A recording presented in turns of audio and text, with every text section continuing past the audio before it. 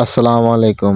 আজকে আমাদের কাজ ছিল আমাদের ইনকিউবেটর মেশিনে যে ডিমগুলো ফুটেছে, ডিম থেকে বাচ্চা উঠেছে, সে বাচ্চাগুলো বিক্রয় করা।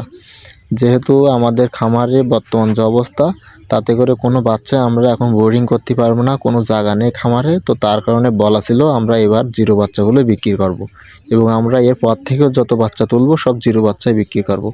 তো জিরো বাচ্চা বলতে যে বাচ্চাটা ইনকিউবেটরে ফুটে যাওয়ার পরপরই আমরা বিক্রি করি, সেটাকে আমরা জিরো বাচ্চা বলি। একদিনের বাচ্চা বা 2 দিনের বাচ্চা, এটাকেই আমরা জিরো বাচ্চা বলে থাকি। তো সে ছোটো ভাই সকাল সকাল চলে আসছিল, যার কারণে আমরা মেশিনটা খুলে আমরা তাদের বাচ্চা দিচ্ছিলাম।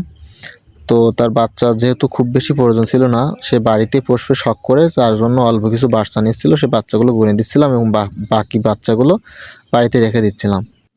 আমরা এর ভেতরে আরও একটা কথা বলে নেই, যাদের কোয়েল পাখির বাচ্চার প্রয়োজন, কোয়েল পাখির বীজ ডিমের প্রয়োজন, দেশি মুরগির ডিম প্রয়োজন, তারা আমাদের সাথে যোগাযোগ করতে পারেন। আমাদের হোয়াটসঅ্যাপ, মেসেঞ্জার, ইমো যে কোনোভাবে আমাদের সাথে যোগাযোগ করতে পারেন। তো আমাদের সে ভাই বাচ্চাগুলো নিয়ে গেছিলো, তো আমারে বলছিল যে আমি বুঝি না বাচ্চার কি করতে হবে না করতে হবে, তুমি এসে বাচ্চাগুলা একটু বোঝাই দাও কীভাবে কি করব। তো আমি তাদের বাসায় গিয়েছিলাম, গিয়ে কিভাবে পানি দেবে কি করবে সব বোঝাই দিচ্ছিলাম। আমি মূলত বাচ্চার পানি তৈরি করে দিচ্ছিলাম। প্রথমে একটু চিনি দিয়ে, তারপরে অল্প একটু লেবুর রস দিয়ে বাচ্চার পানিটা তৈরি করে দিচ্ছিলাম।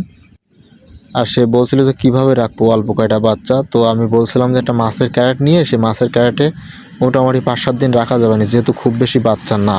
তো সে একটা মাছের ক্যারেট দিল, আর ছোট্ট ছোট্ট যেহেতু বাচ্চা 41 পিস বাচ্চা ছিল তার। তো আমিও বাচ্চাগুলো গুনি আবারও তুলে দিচ্ছিলাম, তুলে সুন্দর করে সাজাই দিচ্ছিলাম এবং তার কি করতে হবে সব বলে দিচ্ছিলাম, কখন কোন ওষুধ দেবে, কি পানি দেবে, সব কিছু ঠিকঠাক করে দিয়েছিলাম। পানিটা দিয়ে আমি তারা বললাম যে তুমি তাহলে সেইভাবে বাচ্চাগুলো রেখে দাও এবং একটা লাইট খাটিয়ে দিও বাচ্চার উপরে, যাতে বাচ্চাগুলা মেশিন থেকে বাইর হয়েছে বাচ্চাগুলো কোনো সমস্যা না হয়।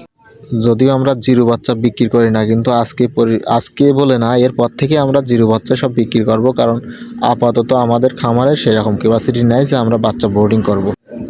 তো আমরা তারপরে চলে গেছিলাম আমাদের বাড়ি খাওয়ার জন্য কেওড়া লাগবে। তো আমরা একজনের বাসায় গেছিলাম তাদের কাছ থেকে কিছু কেওড়া পাড়তে।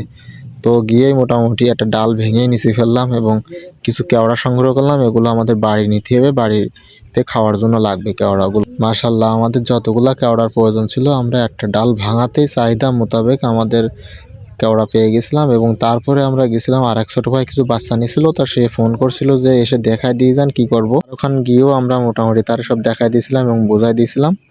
তো আজকের ভিডিও এ পর্যন্ত। আমাদের এবং আমাদের খাওয়ানোর জন্য দোয়া করুন। আসসালামু আলাইকুম ওয়া রাহমাতুল্লাহি তাআলা ওয়া বারাকাতুহু।